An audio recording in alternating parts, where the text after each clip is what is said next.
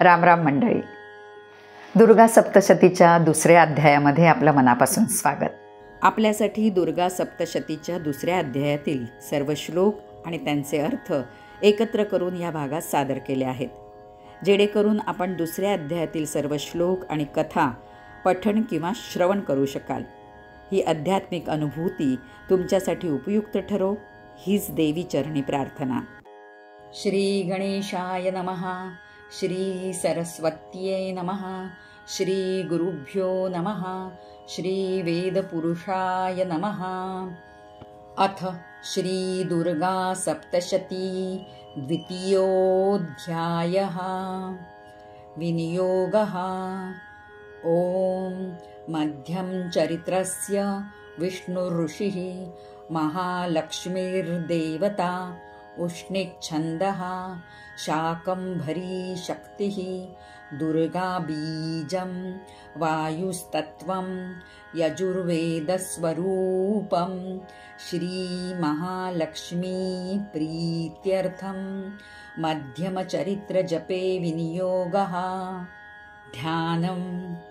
ओम अक्षस्रं परशुङ्गदेषु कुलिशं पद्मं धनुष्कुण्डिकान् दण्डौ शक्तिमसिं च चर्मजलजं घण्टासुराभाजनं शूलं पाशसुदर्शने च दधतीं हस्ते प्रसन्नाननां सेवे सैरिभमर्दिनीमिह महालक्ष्मीं सरोजस्थिताम्. ॐ ह्रीं ऋषिरुवाच. देवासुरमभूद्युद्धं पूर्णमब्दशतं पुरा महिषे सुराणामधिपे देवानां च पुरन्दरे तत्रासुरैर्महावीर्यै देवसैन्यं पराजितं जित्वा च सकलान् देवा निन्द्रोऽभून्महिषासुरः. ततः पराजिता देवः पद्मयोनिं प्रजापतिं पुरस्कृत्य गतास्तत्र यत्रेष गरुडध्वजौ. यथा वृत्तन्तयोस्तद्वन् महिषासुरचेष्टितं त्रिदशः कथयामासुरदेवाभिभवविस्तरं. सूर्येन्द्राग्न्यनिलेन्दूनां यमस्य वरुणस्य च अन्येषां चाधिकारांस स्वयमेवाधितिष्ठति. स्वर्गान् निराकृताः सर्वे तेन देवगणा भुवि विचरन्ति यथा मर्त्या महिषेण दुरात्मनाम्. एतद्वः कथितं सर्व ममरारिविचेष्टितं शरणौ वः प्रपन्नास्मो वधस्तस्य विचिन्त्यताम्. इत्थन्निशम्य देवानां वचांसि मधुसूदनः चकारकोपं सम्भुश्च भ्रुकुटीकुटिलाननौ. ततोऽतिकोपपूर्णस्य चक्रिणौ वदनात्ततः निश्चक्राम महत्तेजो ब्रह्मणः शङ्करस्य च अन्येषां चैव देवानां शक्रादीनां शरीरतः. निर्गतं सुमहत्तेजस्तच्चैक्यं समगच्छत. अतीव तेजसः कूटैः ज्वलन्तमिव पर्वतं ददृशुस्ते सुरास्तत्र ज्वालाव्याप्तदिगन्तरम्. अतुलं तत्र तत्तेजस् सर्वदेव शरीरजम्. एकस्थं तदभून्नारी व्याप्तलोकत्रयन्त्विषाम्. यदभूच्छाम्भवन् तेजस् तेनाजायत तन्मुखम्. याम्येन चाभवन् केशा बाहवो विष्णुतेजसा. सौम्येन स्तनयोर्युग्मं मध्यै चैन्द्रेण चाभवत्.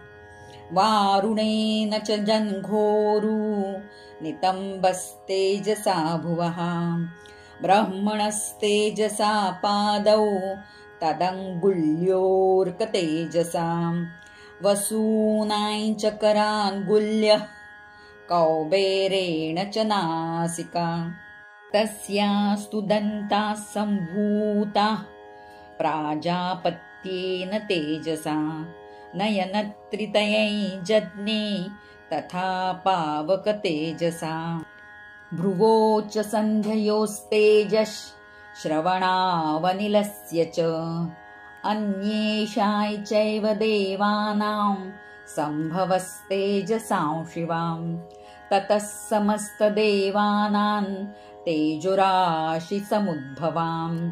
तां विलोक्य मुदं प्रापु रमरा महिषार्दिताः शूलं शूलाद्विनिष्कृष्य ददौ तस्यै पिनाकधृक् चक्रं च दत्तवान् कृष्णः समुत्पाद्य स्वचक्रतः शङ्खं च वरुणः शक्तिं ददौ तस्यै हुताशनः मारुतो दत्तवांश्चापं बाणपूर्णे तथेषुधि वज्रमिन्द्रः समुत्पाद्य कुलिशादमराधिपः ददौ तस्यै सहस्राक्षो घण्टामैरावदाद्गजात् कालदण्डाद्यमोदण्डं पाशै चाम्बूपतिर्ददौ प्रजापतिश्चाक्षमालान् ददौ ब्रह्माकमण्डलुं समस्तरोमकूपेषु निजरश्मीन् दिवाकरः कालश्च दत्तवान् खड्गन् तस्याश्चर्म च निर्मलं क्षीरोदश्चामलौहार मजरे च तथाम्बरे चूडामणिं तथा दिव्यं कुण्डले कटकानि च अर्धचन्द्रं तथा शुभ्रं केयूरान् सर्वबाहुषु नूपुरौ विमलौ तद्वद् ग्रैवेयकमनुत्तमम् अङ्गुलीयकरत्नानि समस्ता स्वङ्गुलीषु च विश्वकर्मा ददौ तस्यै परश्वै चातिनिर्मलम् अस्त्राण्यनेकरूपाणि तथा भेद्यै च दंशनम् अमलान् पङ्कजां मालां शिरस्युरसि चापराम् अददज्जलधिस्तस्यै पङ्कजै चातिशोभनम् हिमवान् वाहनौ सिंहौ रत्नानि विविधानि च ददाव शून्यौ सुरया पानपात्रं धनाधिपः शेषश्च सर्वनागेशो महामणिविभूषितं नागहारं ददौ तस्यै धत्ते यः पृथिवीमिमाम् अन्यैरपि सुरैर्देवी भूषणैरायुधैस्तथा सम्मानिताननादोच्चैस्साट्टहासं मुहुर्मुहुः तस्यानादेन घोरेण कृत्स्नमापूरितन्नभः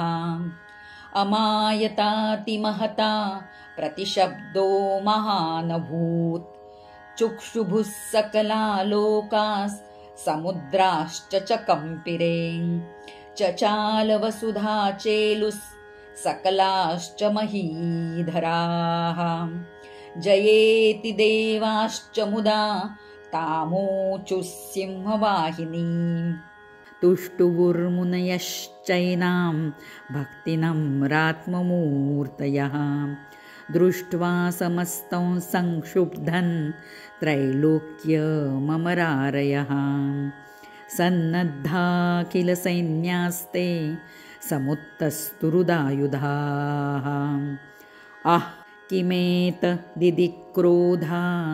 दाभाष्य महिषासुरः अभ्यधावत तं शब्द मशेषैरसुरैर्वृतः सददर्श ततो देवीं व्याप्तलोकत्रयान्त्विषां पादाक्रान्त्या नतभुवं किरीटोल्लिखिताम्बरां क्षोभिताशेषपातालान् धनुर्जा निस्वनेन तां दिशो भुजसहस्रेण समन्ताद्व्याप्य संस्थितां ततः प्रववृते युद्धन् तया देव्या सुरद्विषां शस्त्रास्त्रैर्बहुधा मुक्तैरादीपितदिगन्तरं महिषासुरसेनानीश्चिक्षुराक्षो महासुरः युयुधे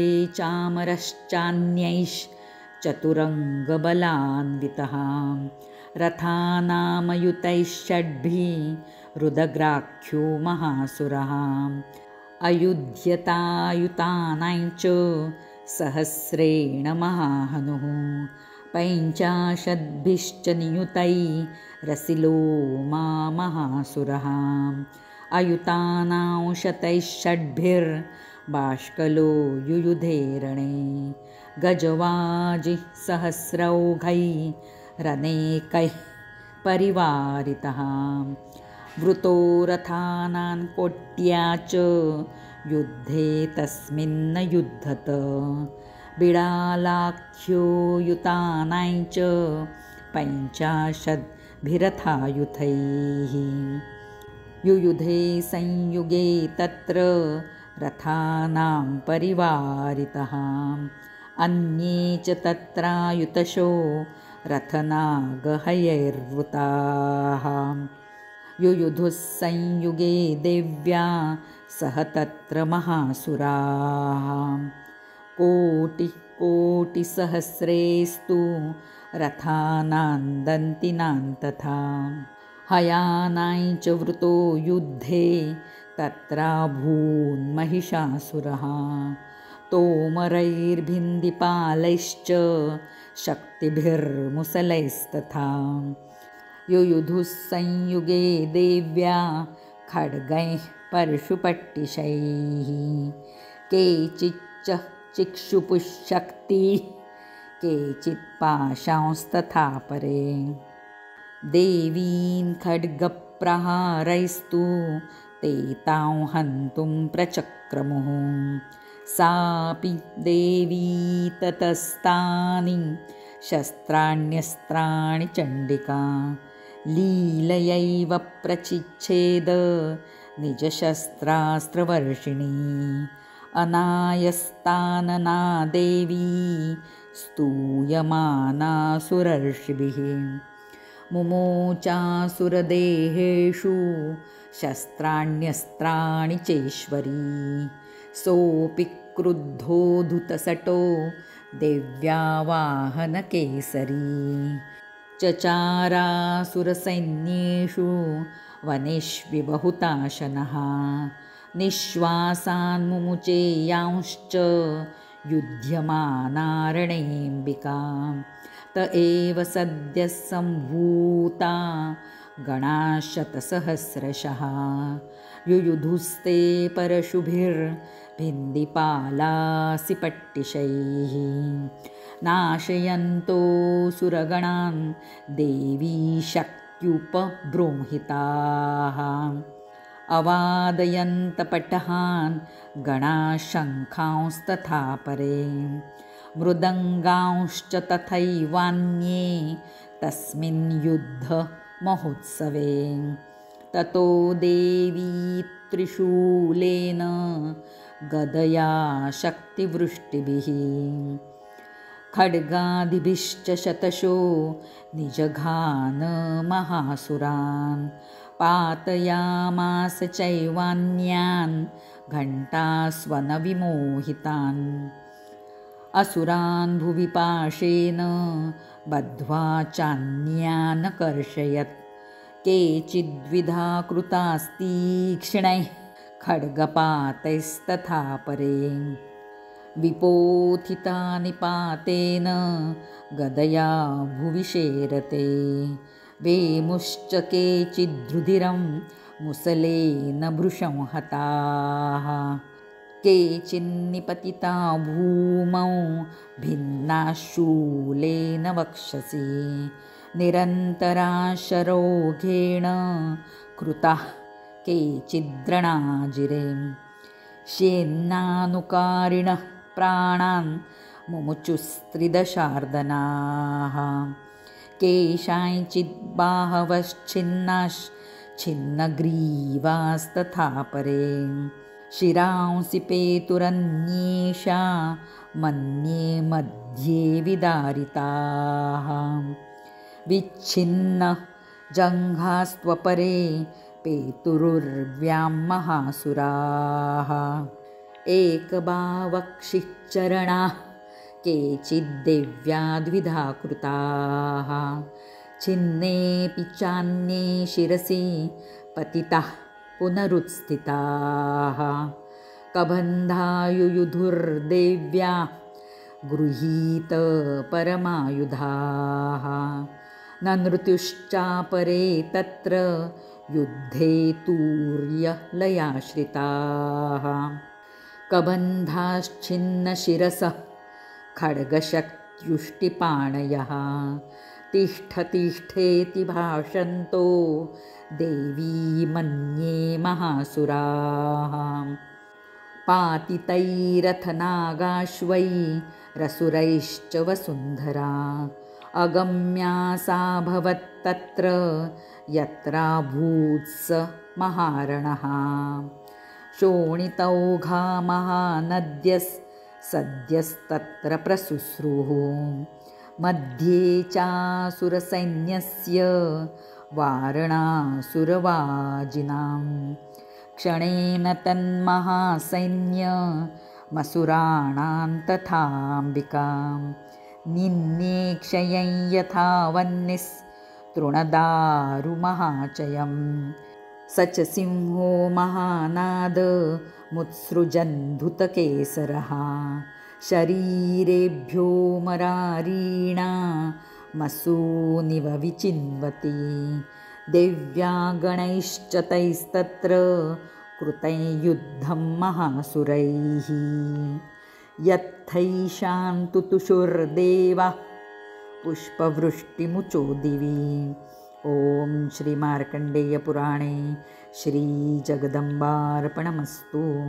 मध्यचरित्राचा विष्णू ऋषी, महालक्ष्मी देवता, उष्णेक छंद, शाकंभरी शक्ती, दुर्गा बीज, वायू हे तत्व आणि यजुर्वेद हे स्वरूप आहे.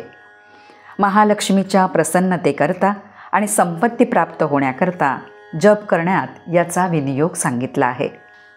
ध्यानम. मी कमळाच्या आसनावर बसलेल्या प्रसन्नमुखी महिषासुरमर्दिनी भगवती महालक्ष्मीचं स्तवन करतो. भगवती महालक्ष्मीने आपल्या हातात रुद्राक्षमाळा, कुऱ्हाड, गदा, बाण, वज्र, कमळ, धनुष्य, जलयंत्र, दंडशक्ती, खड्ग, ढाल, शंख, घंटा, मध्यपात्र, शूल, पाश आणि चक्र धारण केली आहे.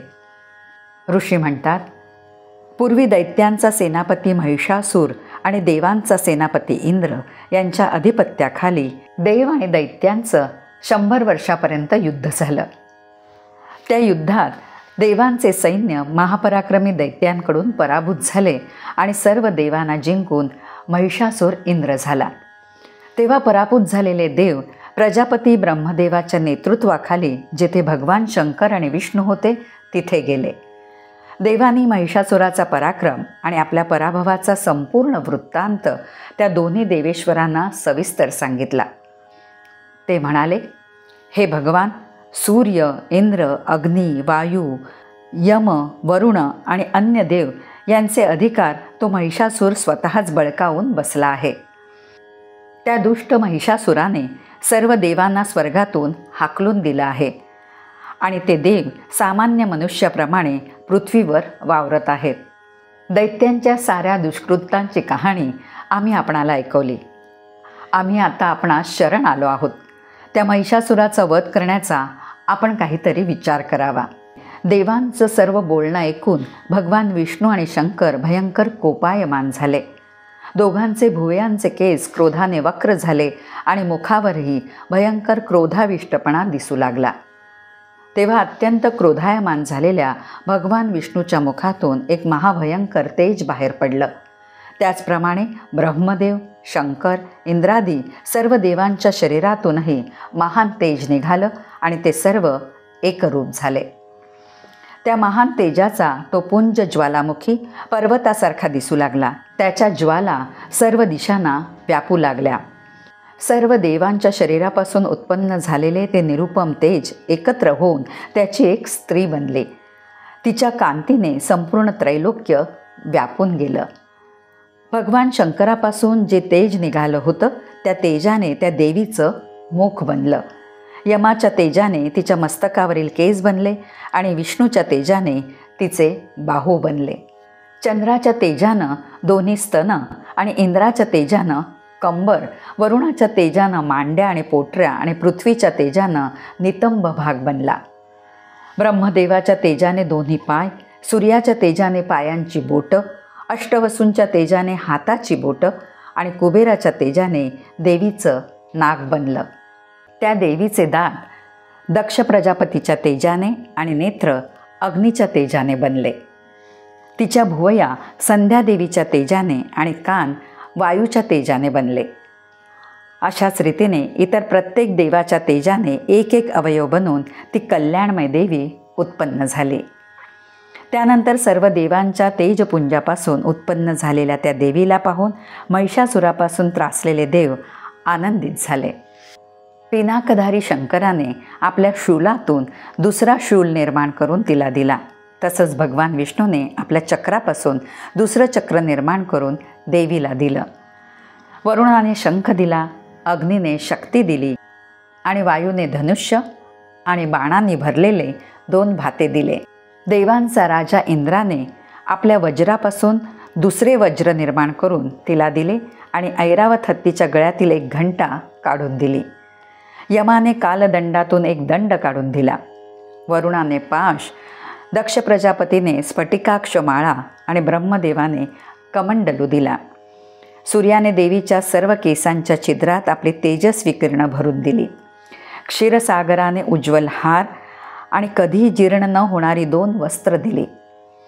त्याचबरोबर क्षीरसागराने दिव्य चूडामणी, कुंडल, कंकण, तेजस्वी अर्धचंद्र नामक अलंकार, दंडात घालण्यासाठी वाकी, वेळा, बाजूबंद आदी सर्व अलंकार, पायात घालण्यासाठी सुंदर तोरड्या, कंठात घालण्याचे उत्कृष्ट अलंकार, हाताच्या बोटात घालण्यासाठी रत्नजडित अंगठ्या आदी अलंकार दिले.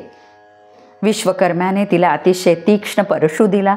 तसंच अन्य प्रकारचे अस्त्र आणि अभेद्य असं चिलखत दिलं. तसंच कधी न कोमेजणाऱ्या कमळांची मालाही दिली. समुद्राने एक सुंदर कमळाचं फूल भेट दिलं. हिमालय पर्वताने स्वारीसाठी सिंह आणि अनेक प्रकारची रत्न दिली. धनाध्यक्ष कुबेराने मद्याने भरलेले भांड दिलं. ज्याने ही पृथ्वी धारण केली आहे असा सर्व नागांचा राजा जो शेष, त्याने अतिशय किमती मणाने युक्त असा नागहार दिला. त्याचप्रमाणे इतर सर्व देवांनीही भूषण आणि शस्त्रास्त्र देऊन देवीचा सन्मान केला. तेव्हा ती देवी वारंवार अट्टाहासयुक्त मोठ्याने गर्जना करू लागली. तिच्या त्या भयंकर गर्जना नादाने सर्व आकाश निनादून गेलं. देवीच्या प्रचंड सिंहनादापुढे आकाश ठेंगणं झालं. त्या सिंहनादाचा प्रचंड प्रतिध्वनी निर्माण झाला आणि साऱ्या विश्वात प्रचंड खळबळ निर्माण झाली. समुद्र कंपित झाला, पृथ्वी डोलू लागली आणि सर्व पर्वत गदागदा हलू लागले. त्यावेळी अत्यंत आनंदित झालेले देव त्या सिंहवाहिनी देवीला म्हणाले, माते, तुझा विजय असो. भक्तीने नम्र झालेल्या ऋषींनीही तिचं स्तवन केलं.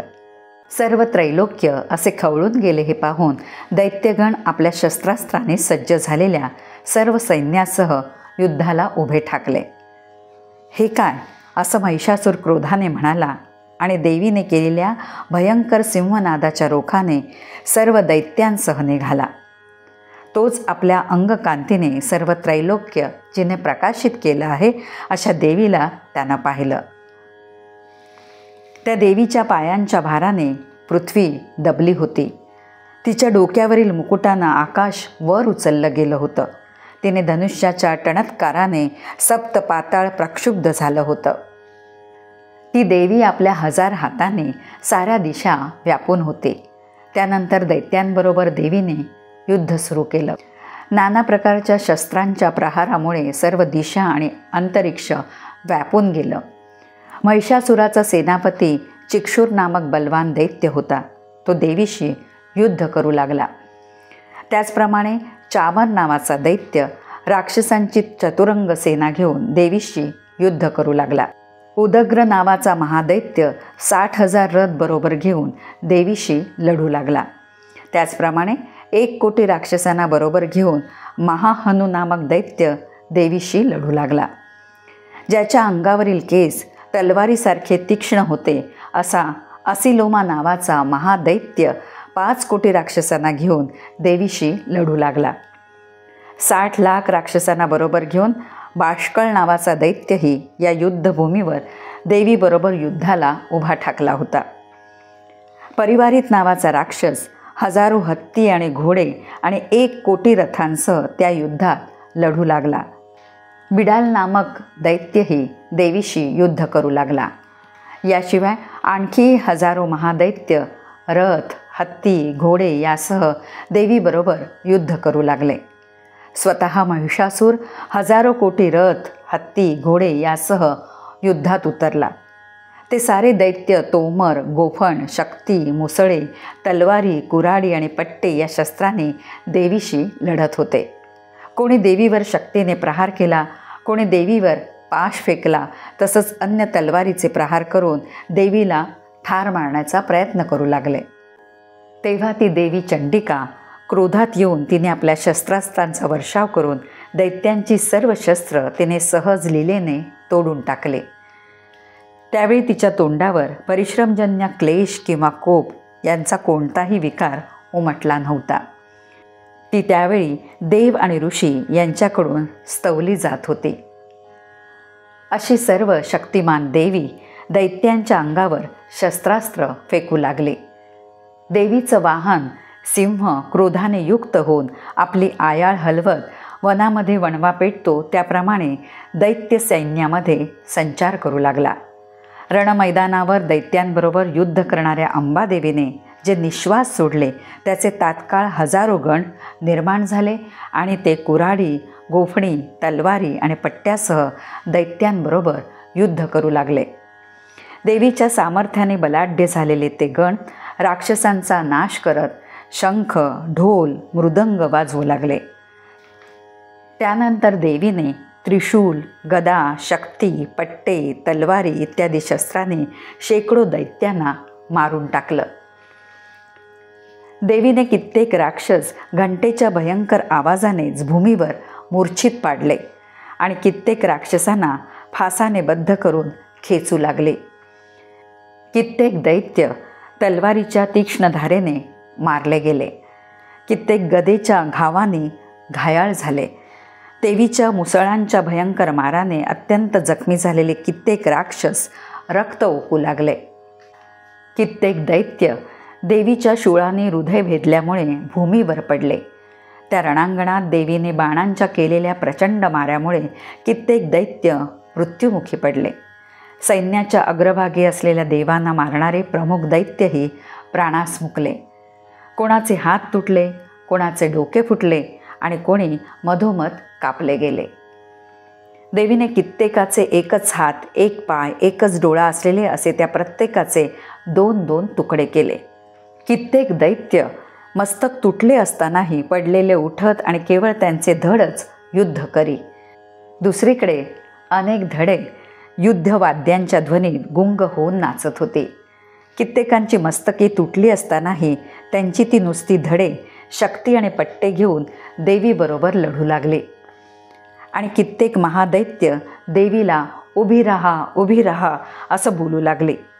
तिथे जे महाभयंकर युद्ध होत होते त्या युद्धभूमीवर देवीने रथ, हत्ती, घोडे आणि राक्षस यांना छिन्न भिन्न करून मारून टाकल्यामुळे कोणास फिरणंही अशक्य झालं होतं. तिथे हत्ती, घोडे आणि राक्षस यांच्या शरीरांचा एवढा मोठा रक्तपात झाला की थोड्याच वेळात तिथे रक्ताच्या नद्या वाहू लागल्या.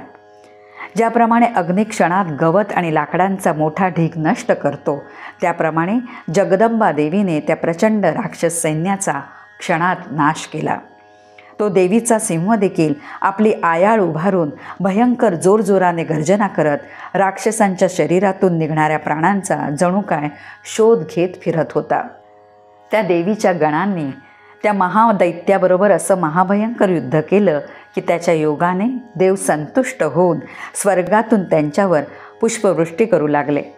या प्रकारे श्री मार्कंडेय पुराणातील सावर्णिक मन्वंतर कथा अंतर्गत देवी महात्म्यामधील महिषासूर सेनेचा वध नामक दुसरा अध्याय पूर्ण झाला. मंडळी, हा भाग आपल्याला कसा वाटला हे मला नक्की कळवा. हा व्हिडिओ आपल्याला आवडला असेल तर लाईक करा, शेअर करा. चॅनलवर नवीन असाल तर सबस्क्राईब करा. पुन्हा भेटूया नवीन भागामध्ये.